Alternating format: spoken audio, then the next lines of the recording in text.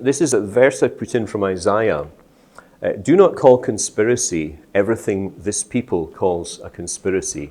Do not fear what they fear, and do not dread it. Now, there are allegations of conspiracy on both sides of climate discussion. I don't subscribe to either of those. Some people think that there's a kind of conspiracy by big oil companies to deny any link at all. Maybe there are, but I certainly don't subscribe to that. Some people think that the global warming discussion has been hijacked by people who want a world government, and there's a great conspiracy to bring us all under the heel of that. I don't subscribe to that either, so just to let you know where I stand. But there are allegations of that, and I just found this helpful. Do not call conspiracy what some people call conspiracy. And then do not fear what they fear, and do not dread it. Now, we want to be responsible for the environment. I'll come on to that later. We have been, I think, of one mind that as part of our Christian witness, we want to promote understanding, good care for the environment because God loves it, so should we. But this fear that kind of gets ramped up so that young people are afraid to have children, so that depression is rife because teenagers and young adults fear the future. Well, whatever a Christian view is, that is not a Christian view.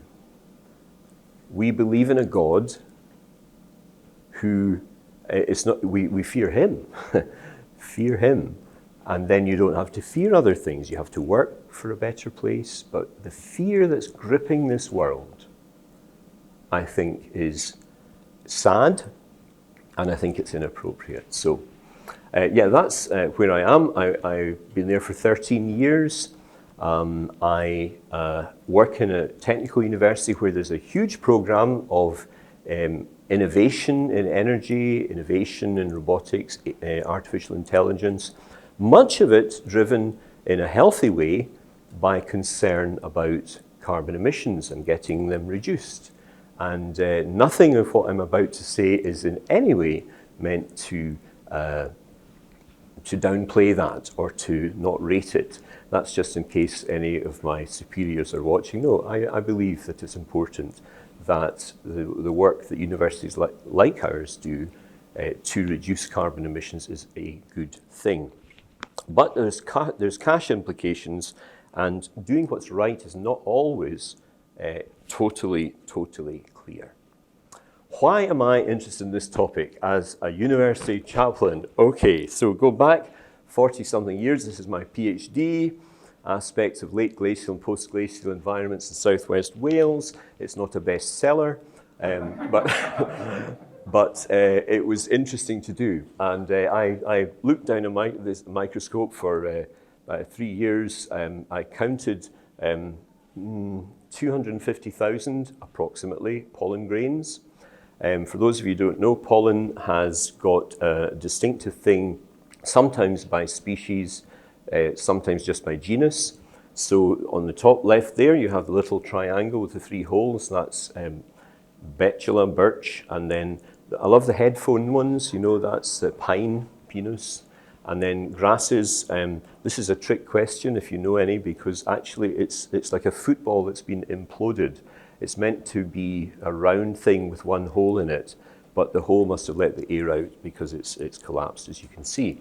Why did I do that? Well, I did it because you can then reconstruct vegetation, because you count the statistical amount in each layer of the sediment you're looking at, and that gives you vegetation, and that is one of the proxies for climate. So, just I had a few of these things. I'll not kind of go into any much more of the detail, but you do a core down and then you get the different proportions. And my work was just going all the way back from the last ice age, when there was just grass and sedge, and then you see the different trees coming in, with temperature increasing. Yeah, and then I worked in Wales. I like Wales. I lived there for 13 happy years. And this is just to show that I did actually publish some papers. This is my most recent paper, guys, in 1992, so 30 years ago today. And it was a slight change of field in environmental science to look at the big concern of the time, acid rain, Zalaregan, and upland Wales, and we had this huge project funded by the government, which I was latterly in charge of. I started off just filling bottles and ended up in charge of it. So that's my sort of claim to scientific background, but particularly on this thing, obviously I was looking at context of ice core, the kind of things we heard about yesterday, the delta oxygen 18 temperature record and so on as well. 97% consensus among scientists about global warming. You'll have heard that, I'm sure. The word consensus is interesting because actually science doesn't work on consensus. If you look at the history of science, it's sometimes often the mavericks who have a new idea who tip things and change the paradigm. I just think, to say people say, oh, well, there's a consensus that the Earth is round and not flat. Okay, but this is just not quite the same, and it's all depends what you mean. What is their agreement on? So there are points of agreement that I think every scientist in the area would agree on. Surface temperatures have increased since 1880. Humans are adding CO2 to the atmosphere. We saw the graphs yesterday from Doris. It's going up very steeply. CO2 and other greenhouse gases do have a warming effect on the planet. So there's of the whatever 95%, 97%, I think everyone working in the field agrees on those things. But there are some points of disagreement. And I'll just itemize some of these. How much of the recent warming has been caused by humans? Well, some say it's 100%. Others think, well, there's other factors. The atmosphere is very complicated. And so maybe it's 66%, or maybe it's around half, who knows? But there is disagreement on that amongst reputable climate scientists. How much the planet will warm in the 21st century? We saw the different projections yesterday. There are error bars. There are different scenarios in the different models. So exactly how much the planet will warm in the 21st century is not a point of agreement. Whether the warming is dangerous, we'll be looking at the rhetoric of this shortly. But this is a thing that's often mentioned. It's just probably in the last 2, 3, 4 years, the word dangerous has been used when it wasn't before. So is it dangerous? And then how we should respond to the changes that nobody disputes. How do we respond to the changes to ensure human well-being, to maximize human well-being? That's it. That's what we're aiming for. I think that one is the one I'm going to be kind of concentrating on in the rest of this presentation, how we should respond to the changes to ensure human well-being. And it may be that there are other paths other than the one that is promoted at COP and so on. Okay, talking of COP, let's go to Glasgow. Glasgow welcomes the world. I was very happy to be welcomed the world because I'm a native of Glasgow. And this is the motto of the city. And you see it says there, let Glasgow flourish. Now, because we're Christians, you might be interested that is the truncated version of the original motto. The original motto is this: let Glasgow flourish by the preaching of his word and the praising of his name. Amen. And the city council kind of snipped that bit out at some point, I don't quite know when. when it became, embarrassing. So, but that's Glasgow. And I thought you might like to see that. Glasgow, you may know nothing of it. It was the second city of the British Empire at one stage. Huge quantity of shipping was built there.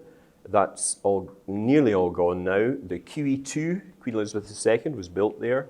I remember the day it was launched when I was about 10, and there was great discussion about what it would be called. And I came out of the subway, and it said in the evening paper, "It's the QE2." So I remember that very day. And then, even as recently as when I was a boy, it was a busy port. My family are from Glasgow. My grandfather was the civil engineer who built the last of the big docks in the 1920s, the King George V dock. That's now filled in. But it was a thriving port. So now it's kind of rediscovered itself, reinvented itself. It's kept one of the big cranes. That used to load locomotives, which went all around the world, steam locomotives, until about the 1950s. That was still on the go. And that there is where the conference was, over in the COP26 conference on the left there. So Glasgow welcomes the world. Glasgow, the industrial past, it's also got a medieval cathedral, the 12th century cathedral, which is unusual because it's a Presbyterian cathedral. Now, there aren't many of those in the world, and it's because the Church of Scotland is the national church, so it kind of took over the cathedrals at the Reformation. And it's also got a very fine university, established in 1452, which makes it the second oldest in Scotland and the fourth oldest in the UK. In Scotland, we love to say that we had 4 universities when England only had 2. Just thought I would get that in. Yeah, just because I'm paranoid doesn't mean they're not out to get me. So yeah, St Andrews, by the way, you'll be wondering, what's the third oldest apart from Oxford and Cambridge?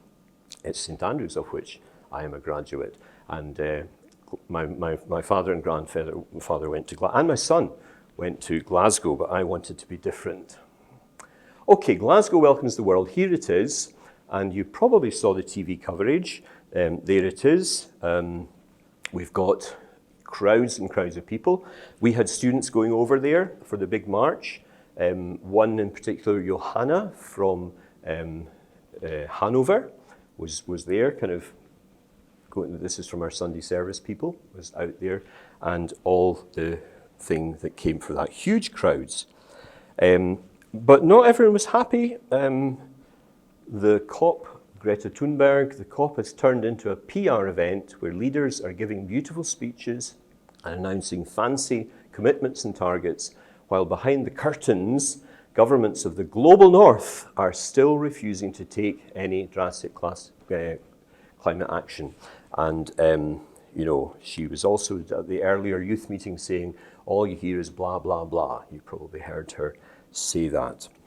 And I want to interrogate that statement because Greta is the one that is very keen to say, you must look at the science. She says, I only just follow the science. Well, let's look at some science to see if that statement is true. Here are the emissions records for the EU from 1990. And it seems that you can see there, coming down from the left, emissions are down to below the 2020 target already, but may not be hitting the 2030. But whatever you may say, they've come down. Well, let's look at individual countries. Start with the UK. These are statistics from this project called the Our World in Data. That should say Our World in Data. Sorry, I must have typed that wrong. I couldn't cut and paste the link without it going to the link. So the Oxford Martin School, University of Oxford, and they've got data on all imaginable things, including things you don't often see.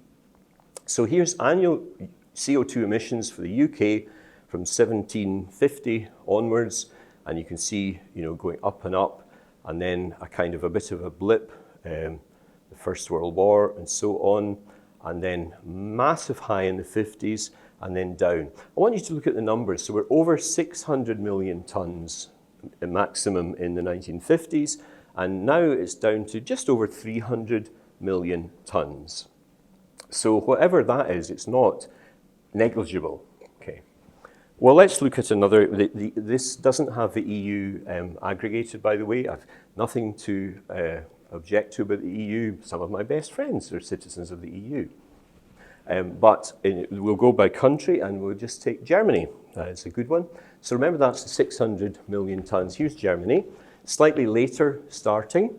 But boy, look at that. Way over 1 billion tonnes in the 1950s.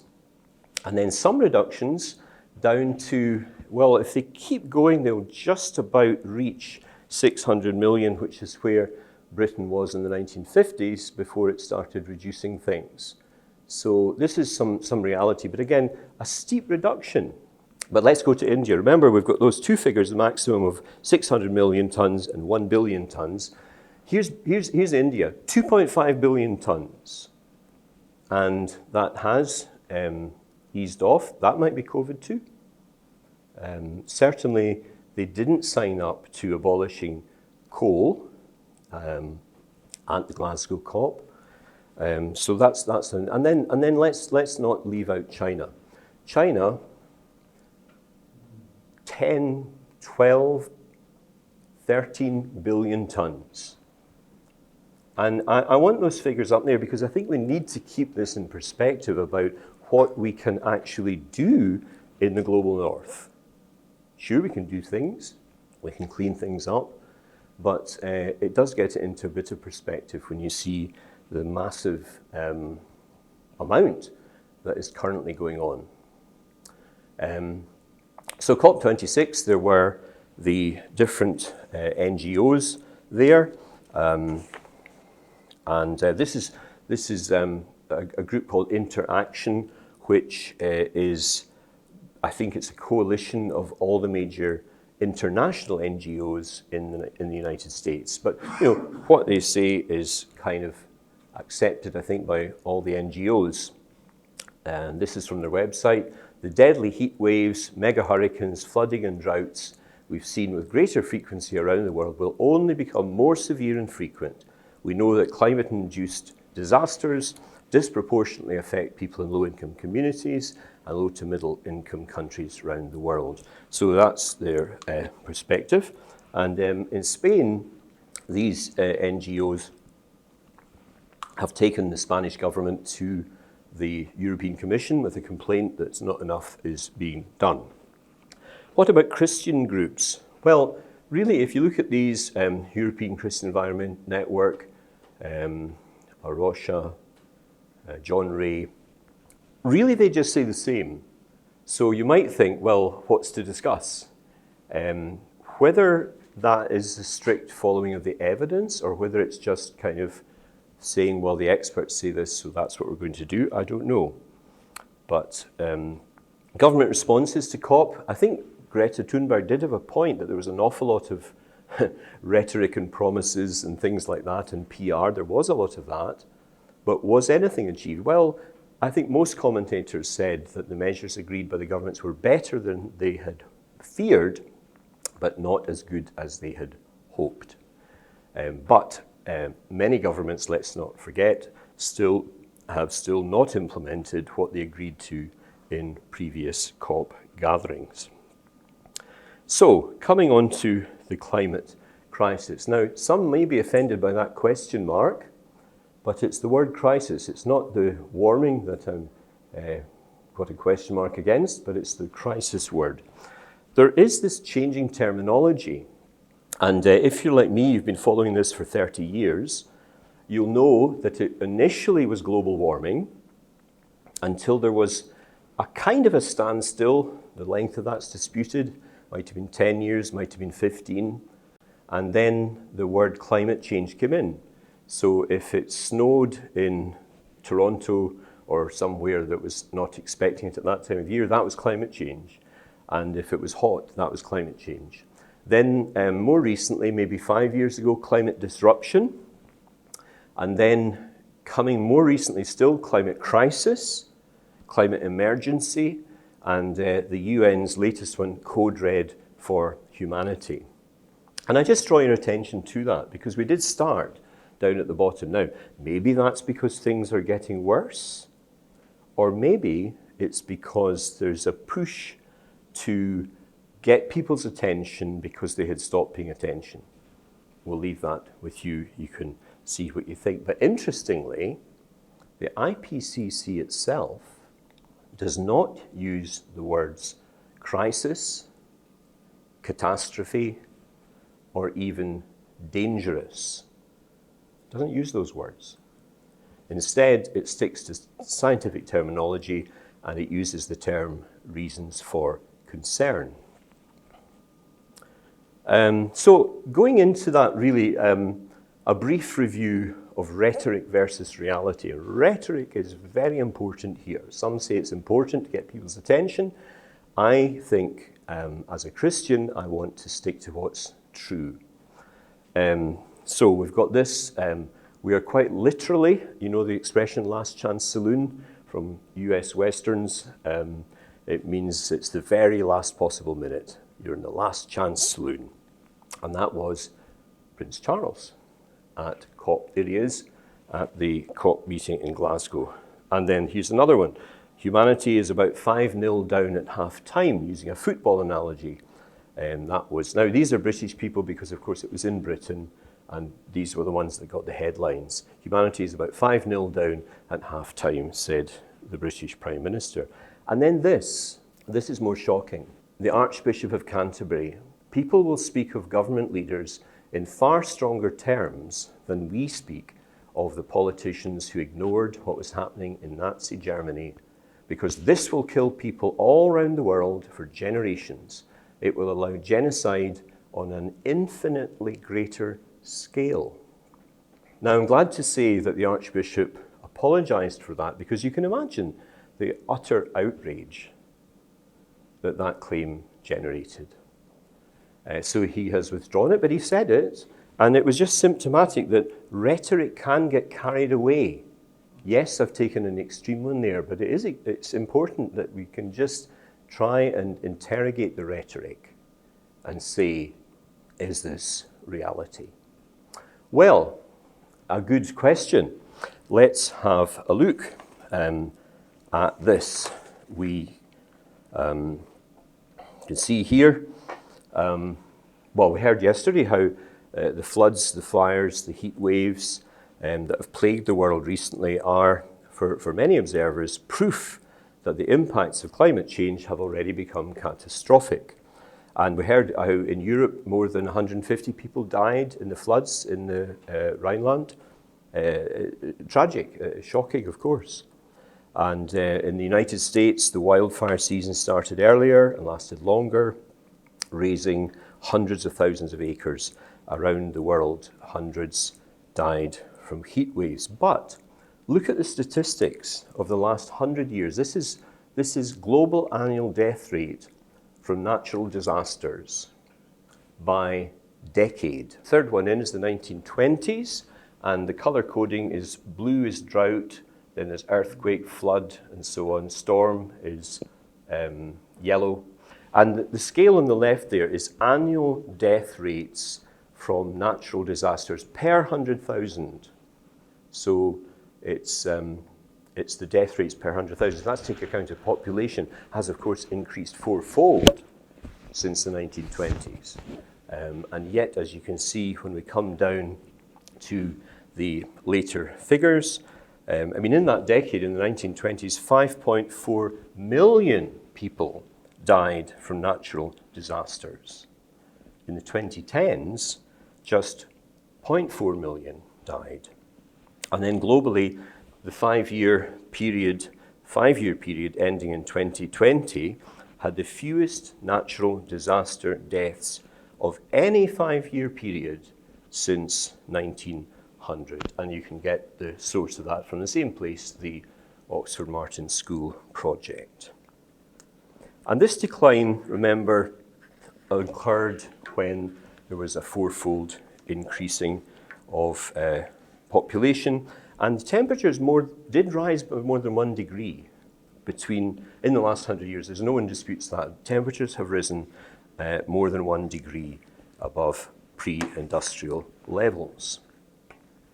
Now, I think part of the thing with the kind of what I would call alarmist view is that everywhere the journalists choose the most extreme prediction, and to talk technically, the RCP 8.5, which is it's sometimes called the business as usual. But it isn't business as usual because we're not in business as usual. We're already reducing things. But it gets labeled with business as usual. And then journalists say, 3 billion people could face near unbelievable conditions by 2070, and so on and so forth.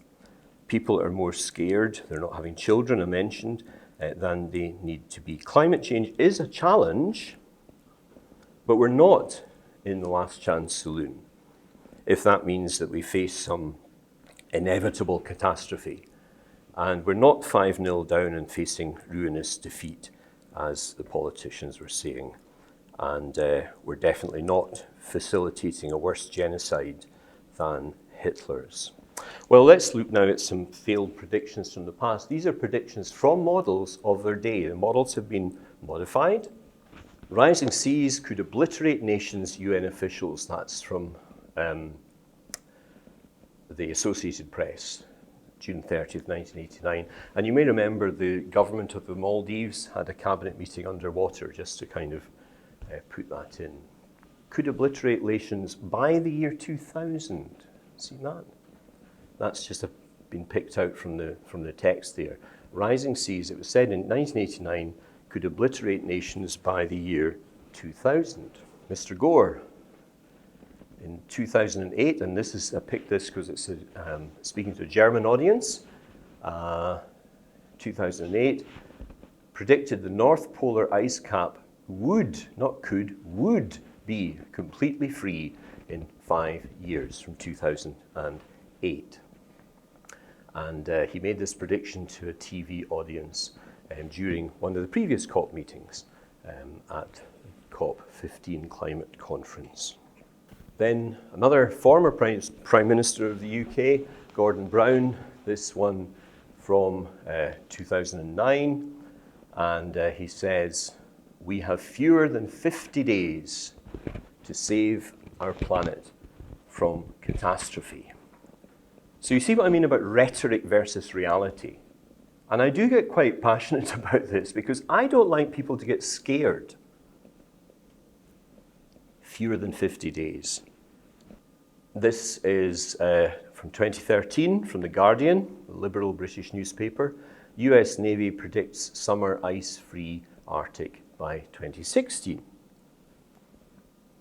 Didn't happen. There was a minimum in 2016, but then subsequent years it's pulled back a bit, which does suggest something of a cycle. So it goes up and down, but it's not uni-trajectory, the ice cover there. Okay, environmental policy. I'm going to look at some wrong turnings that have been taken in the past. Wrong turnings, well-intentioned at the time, but which were actually not good. First of all, promotion of palm oil for biofuels. This is in Malaysia, where I had a son working for a few years. My sister lived in Singapore, and we had several holidays. We journeyed through the Johor province, and I was expecting to see rainforest, and I saw miles and miles and miles of palm oil. Why? Because it was brought in to promote biofuels, because that was the EU policy. We're going to push biofuels. There was unforeseen consequences in that it priced people, local people, out of food, basically. It led to an increase in food prices. But more importantly, it led to the felling of quite a lot of the rainforest. So the developed countries' drive for biofuel led to increased felling of rainforest for palm oil in Southeast Asia. Now, it's all we always say, well, we don't do that anymore, but we did, and people believed it was a good thing. So I just want to bring that in as a bit of caution. The estimated loss, 2.3% of global rainforest cover. Doesn't sound much, but it's 5.6 million hectares. There are incidentally some figures going around the internet saying that palm oil led to 40% reduction. That's based on a misreading of some report by some journalist, and it kind of took off when it became unfashionable to promote palm oil. But I'm glad to say the EU Parliament overturned their previous policy in 2018 by banning the import of palm oil. But not everyone was happy with that. The Malaysian government condemned the ban as crop apartheid and green colonialism. And you can see why they said that, because they geared their economy to doing what the global north had asked them to do. And then suddenly they weren't doing that anymore. So I think that's just worth bearing in mind when we make grand statements about what the developing countries should do or should not do. Then another wrong turning, diesels. I've been driving diesel cars since 1986. I like them. I won't be buying another one. I like the way they run, and they were promoted, I think, in every developed country because they had lower CO2. I never worked that out because in Doris's presentation yesterday, I think you said that burning diesel is more CO2 than in one of your slides, but it was promoted as less CO2. And so now roughly half the cars in the UK, I think maybe in Germany as well, not sure, half the cars are diesel cars. And the unforeseen consequence there was the nanoparticles in the exhaust, which are deeply unhealthy. They actually get into your bloodstream. And now there's a huge move away from diesel, quite rightly. I'll be getting there myself as soon as I can afford a new car. But again, these were honestly promoted as worth doing in their own right and have now proved wrong. Wrong turnings in the past. Then neglect of other environmental problems. I'll not major in this because we heard it a little bit yesterday. Plastics, and that is in fact, I think, the same picture that I found as what you found, Andy. And of course, plastics are a concern now, but they weren't about 5 years ago. They weren't. Because all the oxygen in the room was sucked in to considering CO2. Anything environmental only looked at CO2, and now, thankfully, we're broadening out a little. Then what about the environmental impact of the drive to net zero? Lithium batteries pollutes water resources, leaves mining waste. We don't see that on the Tesla brochures. It actually increases CO2 emissions. How come? Well, the production of an EV battery weighing 500 kilograms emits over 70% more, the production emits more than 70% more CO2 than a traditional car. Now, of course, once it's driving, there's no emissions, of course, but the getting there is not always mentioned. Cobalt mining in Kenya, a big problem. There's big industrial mines, but there's also people coming, kids, child labor. Now, none of this is to say that we shouldn't be doing electric vehicles. It's just to rebalance the discussion.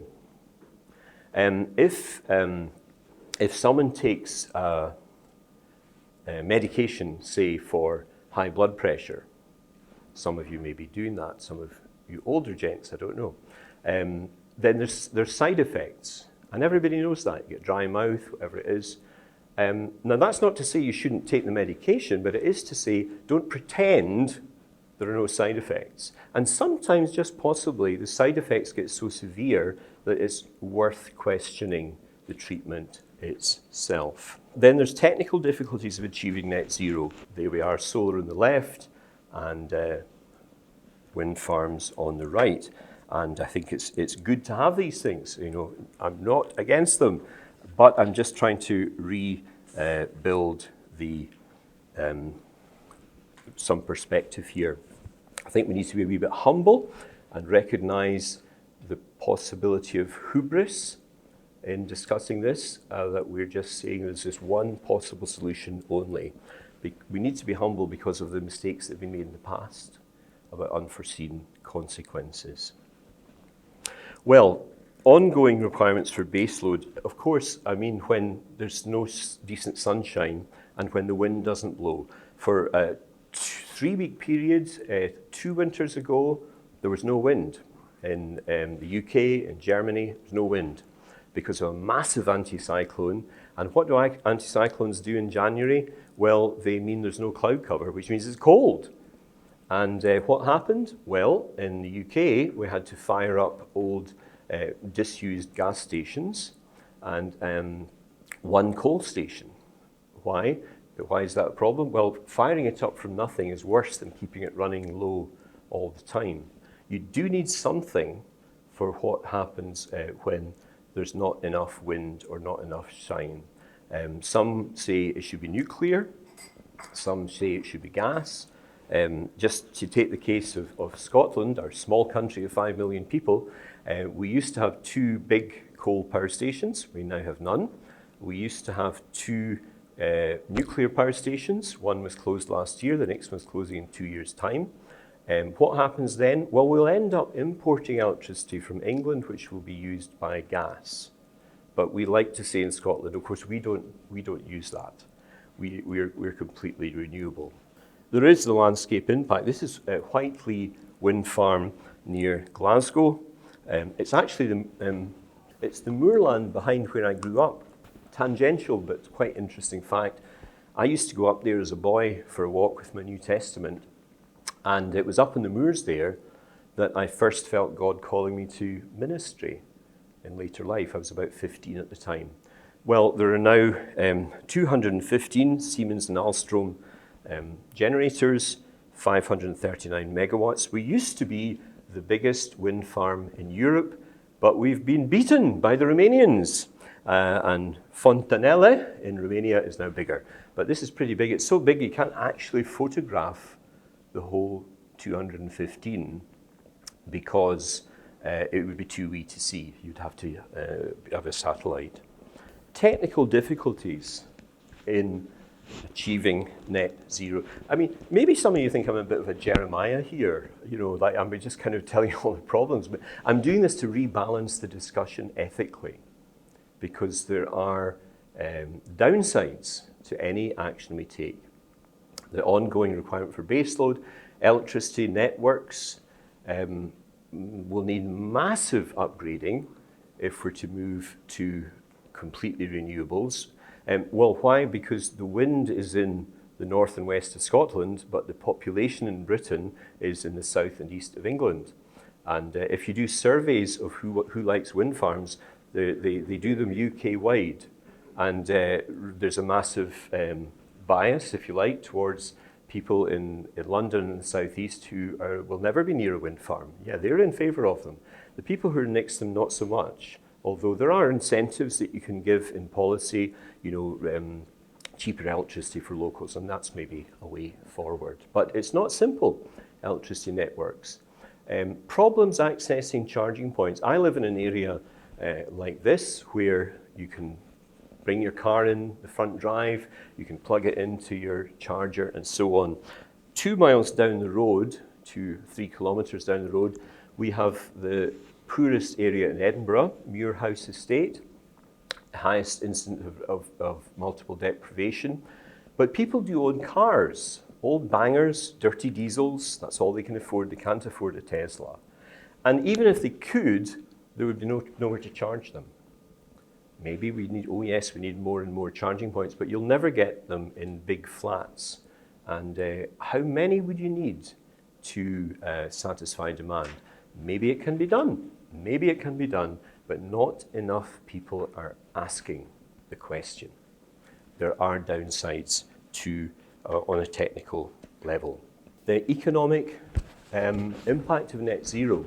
There's impact on poverty in the majority world. We know about the impact on poverty from climate change, We know this thing that, the droughts are really our fault.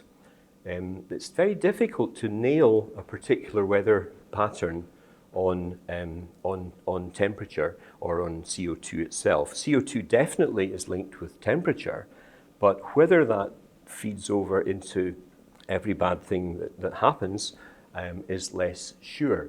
But there will be an impact on poverty if the net zero approach is chosen, which is why India didn't want to impoverish its citizens by denying them cheap energy. Sorry, but they're doing more and more coal. They're going to be doing that no matter what COP says. And I can kind of understand why, because they look at the developed countries and say, well, you have a high lifestyle based on cheap energy, and now you want to deny us that. So there are impacts, as well as the ones we hear of. Impact on poverty in the developed world. Well, I think Germany and EU generally will be roughly the same as UK, where there's going to be a doubling of fuel poverty by this autumn. Yes, it's caused by Putin, but is it completely caused by Putin? Because of Putin, we had no alternative baseload.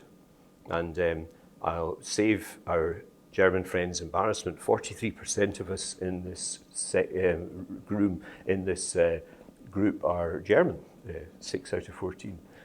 But, obviously there's been a huge turnaround in policy there.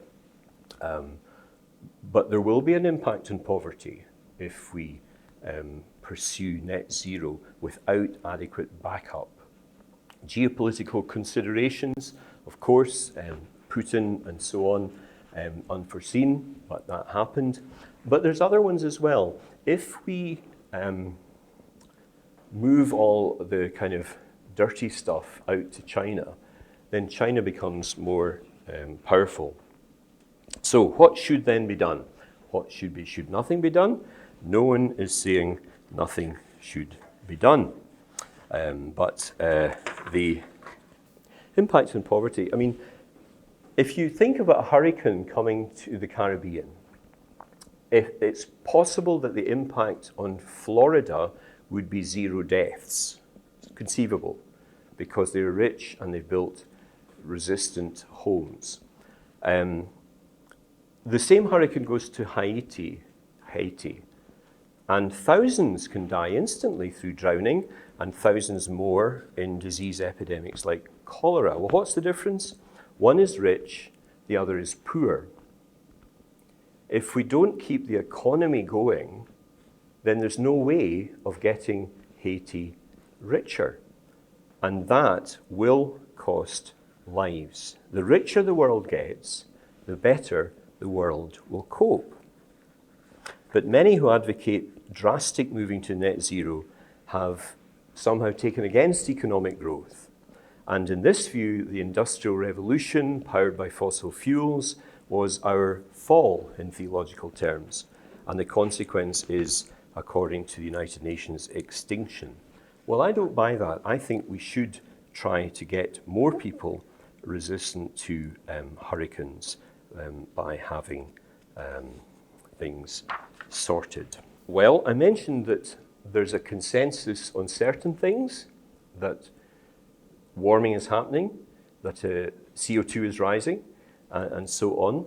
But I also mentioned that there were not consensus on the dangerous aspect of global warming. And one of the prominent scholars, who is a perfectly reputable climate scientist, is this Judith Curry, Professor Emerita at Georgia Tech in the USA. Now, she's an interesting person because she disputes the catastrophic thesis. She gets real grief. If you Google her on images, you'll see some hideous misrepresentations of her face. There's definitely an element of misogyny involved in those who basically hate her because she doesn't buy the whole deal. But she is former chair of the School of Earth and Atmospheric Sciences, and as you see here, one of the top 50 women named in a recent survey in science, technology, engineering, and management.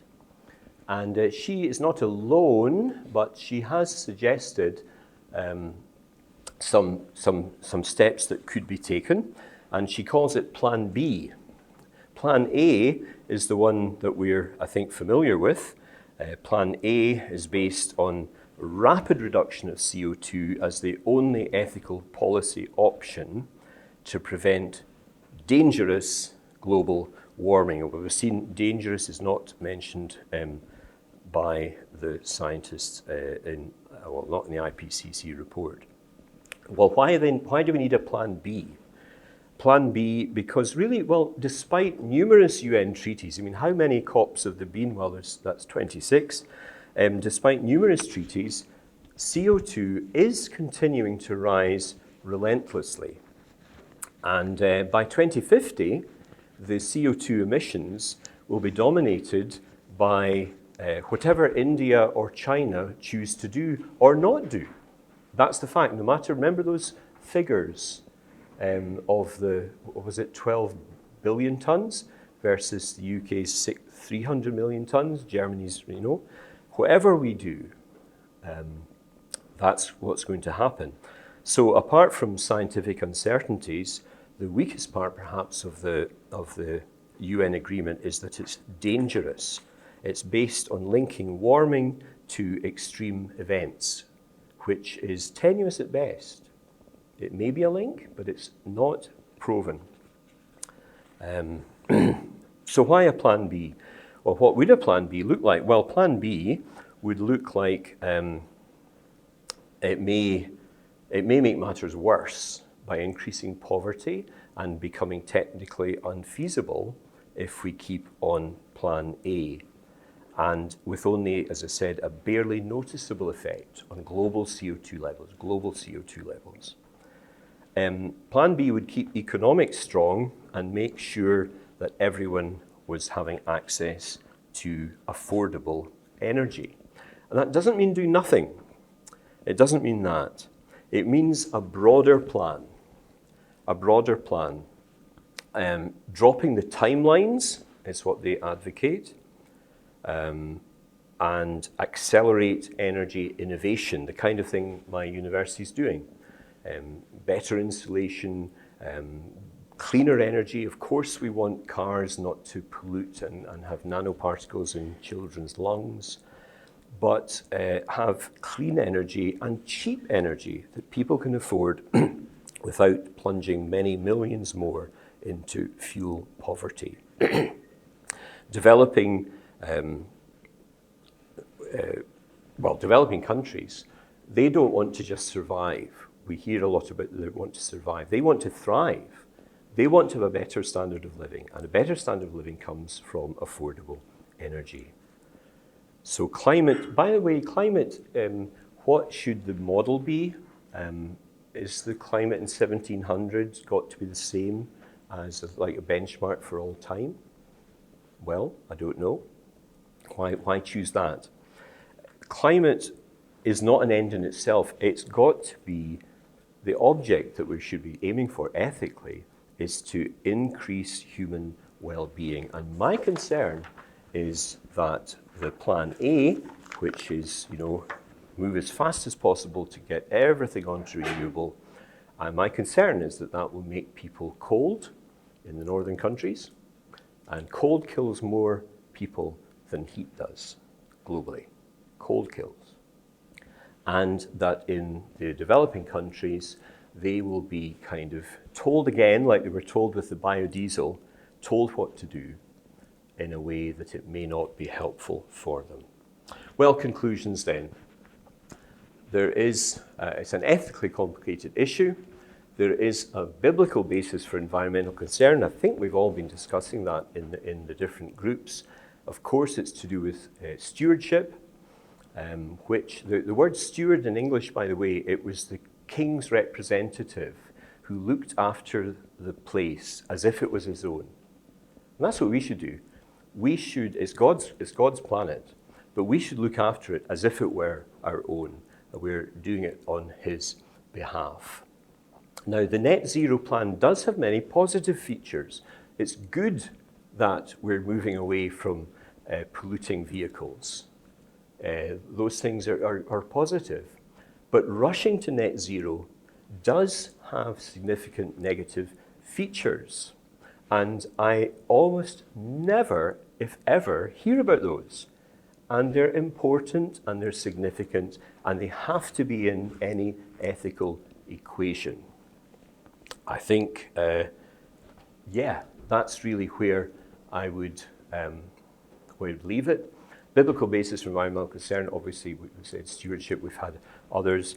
There's a verse in Psalm 113, verse 7, which was in my personal devotions this morning, and it's this: God raises the poor from the dust and lifts the needy from the ash heap.